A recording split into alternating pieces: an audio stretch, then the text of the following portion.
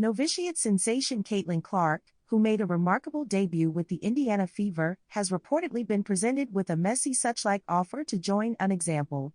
Although she originally aimed for a relaxing out season, Clark has suggested a possible transition, stating, "We'll see.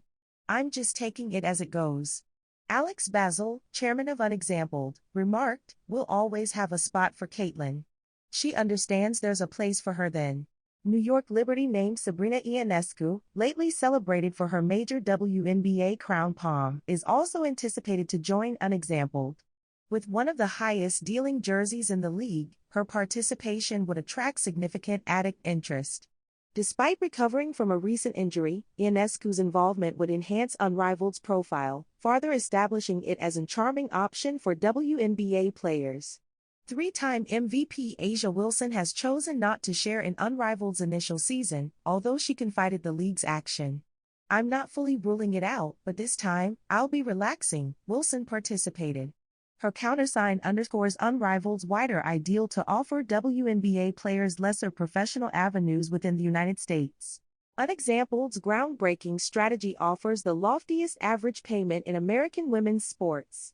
Co-founder Collier stated, "We surpassed our fiscal prospects, enabling us to expand briskly and give further openings. Women's sports are achieving inconceivable mileposts, and we're proud to contribute to that."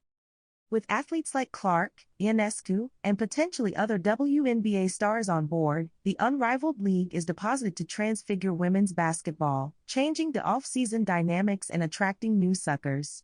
Unexampled chairman Alex Basil has verified that Caitlin Clark won't be subscribing with them. The Indiana Fever player, age 22, was naturally a high target for the new 3v3 division previous to its launch in January. As the WNBA novitiate of the time, many names could attract further attention to the incipiency than hers. Clark had inked before they filled their original 30 canon spots, at which point they expanded to 36 players. This understandably led to Enterprise that they were still trying to secure her hand and were extending their occasion to do so. Still, Basil, appearing on the Ringer WNBA show with his woman and Unexampled co-founder Nafisa Collier, clarified that this wasn't the case. He indicated that it actually allowed them to subscribe Connecticut Sun stager Alyssa Thomas, who had reversed her original decision. "As a result, we were suitable to bring Ed on board, because firstly she intended to play overseas and also changed her mind. And we allowed, well, we need to find a way for Ed to play," Basil explained. "So people believe it was like let's produce redundant canon spots to give ourselves further time to retain Caitlin. That's not entirely accurate. It was further about having players ready to join and, icing they're included in this." Clark is rather concentrating on her golf game, sharing in several Pro-Am events as she pursues another of her sporting interests. She's passing on a significant payday, with all players guaranteed as €250,000 (237K) payment for the 8-week season, and her offer reportedly exceeding $1 million. The Unexampled registries have been revealed, but there are still 2 spots available. For now, they're designated as wild cards and have been assigned to one of the 6 brigades. Indiana Fever star Caitlin Clark has spent considerable time observing the Butler men's basketball platoon during the WNBA offseason. She became a Bulldog supporter after they hired her Swain Connor McCaffrey as an assistant trainer for their program. Since also, Clark has attended several of the platoon's games and was indeed spotted wearing a Butler sweater at one of them. Naturally, the 22-time-old's exceptional star power means she's constantly captured on camera when attending these games. This has redounded in several viral moments, similar as when she and Indiana Bellwether's star Tyrese Halliburton participated a laugh after Butler player Jack McCaffrey, who is Connor's youngest family, celebrated after making a grueling shot. Butler faced Northwestern on Thanksgiving Day and settled the violent game with a score of 71-69. Cameras recorded Clark celebrating after the palm was verified. Big East Barroom posted a videotape of Clark's response to the palm with the caption, "Caitlin Clark is all of us watching Butler hold on for that palm." Butler has started off strong with a 5-1 record in their 2024-25 season, and Clark, along with the rest of Butler's suckers, hopes they will maintain their winning band during their forthcoming game against the number 25 ranked Mississippi State Bulldogs on Friday.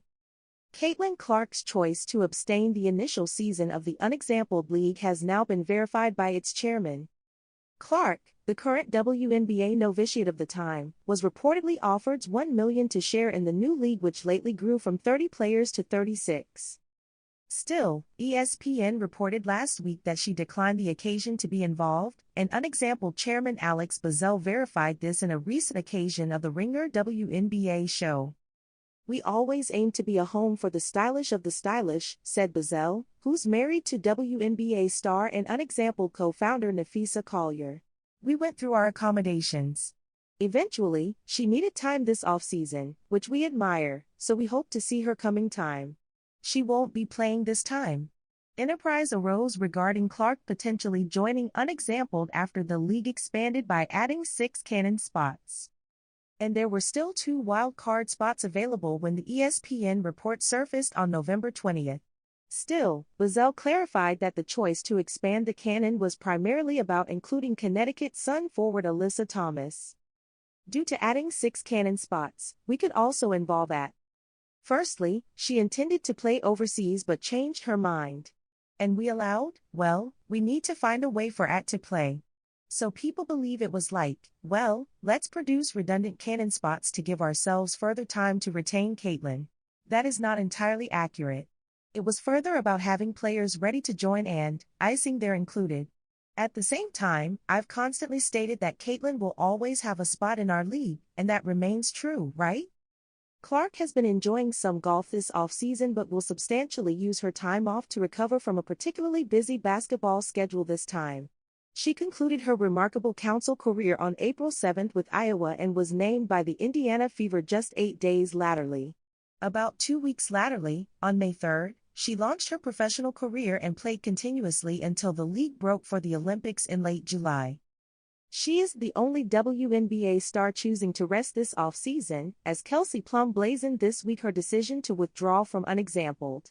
She participated the news on Instagram, stating, "I have decided not to share in the initial season of unexampled to take some fresh time for myself this offseason. I appreciate the league's understanding and inflexibility. I wish the league and all the players the stylish, and I am agitated to watch." The league will commence on January 17 and continues until March, with the coming WNBA season anticipated to begin in May. Caitlin Clark was the most prominent name on the request before the launch of the new 3v3 division, but she'll not be subscribing up for the first season of Unexampled. Unexampled chairman Alex Bazell has quelled rumors by attesting that basketball sensation Caitlin Clark won't be joining their platoon. Still, he emphasized that a contract is available for her in the future with a guaranteed spot secured. As the initial 3v3 league prepares to launch in January, attention was concentrated on the WNBA novitiate of the time, 22-time-old Clark. Despite being a commanding seeker for a place in the original canon, her name was absent when the first list of 30 challengers was revealed. Unexampled also expanded it to 36, sparking enterprise they were keeping the door open for Clark. Still, the true story, as bared by Bazell during an appearance on the Ringer WNBA show with his woman and co-founder Nafisa Collier, is significantly different. He clarified that it was not Clark they were anticipating, but rather Alyssa Thomas from the Connecticut Sun, who had reevaluated her decision about playing overseas. "Because of this, we were suitable to involve at, as originally she was set to play abroad but changed her mind. And we allowed, well, we need to find a way for at to play," Bazell stated. "So people believe it was like, well, let's produce redundant canon spots to allow us further time to retain Caitlin. That's not entirely accurate. It was more that we formerly had players ready to join and we wanted to ensure they're included. At the same time, I have intimately stated that Caitlin will always have a place in our league, which is true, right? We aspire to be a home for the stylish gift. She's also a first platoon each W. We progressed through our accommodations. Eventually, she needed time this offseason, which we admire, so we look forward to seeing her coming time. She won't be playing this time." Clark has diverted her attention from basketball to golf during the off-season, outstripping in colorful pro-am events lately. She has ropped a $250,000 payment guaranteed to each unexampled player for the 8-week season, although her offer was bruited to be as high as $1 million. WNBA novitiate Caitlin Clark stated she has no disappointment regarding her rejection from the women's public platoon for the 2024 Olympic Games in Paris. Team USA's canon has yet to be revealed, but sources familiar with the matter have informed several news outlets, including NBC News, that the Olympic platoon primarily comprises stagers, similar as Brittany Griner and Diana Taurasi from the Phoenix Mercury. Clark mentioned she had been notified of the decision previous to the news reports. "I'm agitated for the girls who made the platoon," Clark participated on Sunday with a group of journalists. "I felt it's the most competitive platoon in the world, and I understand it could have gone either way regarding my addition on the platoon." The Indiana Fever Guard expressed enthusiasm for those chosen. "I will be supporting them in their pursuit of gold," she stated. "As a child, I eagerly watched the Olympics, so I look forward to watching them." When asked about passions of disappointment, Clark replied, "Actually, no disappointment. I believe it gives you commodity to strive for," she explained. "That's a dream. Hopefully, one day I can be there. I suppose it's just redundant provocation. You keep that in mind. When the coming 4 times roll around, I hope to be there." The U.S. women's platoon has secured gold at every Olympics since 1996. A Team USA prophet stated on Saturday that no sanctioned advertisement had been made yet. The reports have burned significant debate online, with some asserting that Clark has not yet earned the right to play for the Olympic platoon. Others contend that her rejection was a missed chance to draw further attention to the sport. Clark has been comprising over 5 successions per game, totaling 67 comps, which is the loftiest in the league. Clark was the WNBA's overall #1 draft pick in April. Caitlin Clark may not be entering indifferent treatment from the media, but FS1 critic Rick Bucher believes WNBA players are treating her just like they would any exceptional player entering the league.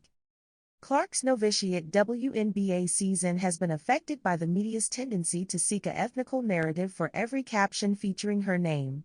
The ongoing heated converse urged Clark to be asked 2 questions about how her name is being used in conversations of race and misogyny before this week.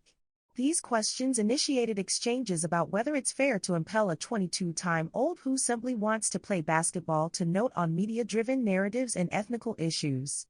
Still, while suckers, non-fans, and the media may be unfairly exercising Clark's name, one area where she continues to admit fair treatment is on the court. "The only people that are treating her fairly are the WNBA players," Bucher remarked Friday autumn on the herd. "Because you're coming by and everybody said, you are all that. And if I'm a WNBA player and everyone is saying you're gone nah take over this league, I've formerly been playing. You're going to have to demonstrate it to me." The treatment she receives from WNBA players is no different from that of any talented player entering the league. They all suffer testing. And especially when they're professed yet not veritably strong, what's going to be? They will be physical with them. That's simply the nature of the game. It's not headhunting or any of that. While there easily is an ethnical element to Clark's fashionability, numerous individualities have tried to promote narratives suggesting she's being begrudged on the court due to being a white megastar in a league that's generally black. As Bucher points out, while Clark is being tested, that doesn't indicate she's being treated unfairly. Resentment isn't a new miracle in sports. Hard fouls and cheap shots aren't uncommon in sports, especially for a player who has been labeled great before proving it in that league. And for numerous individualities who only engage with the WNBA through Caitlin Clark highlights, they may not have been apprehensive that women play such a physical style of basketball. These are professional athletes who are the stylish in the world at their sport. It's fair for WNBA players to have pride and pride driving them to demonstrate that Clark cannot simply enter a WNBA game and dominate.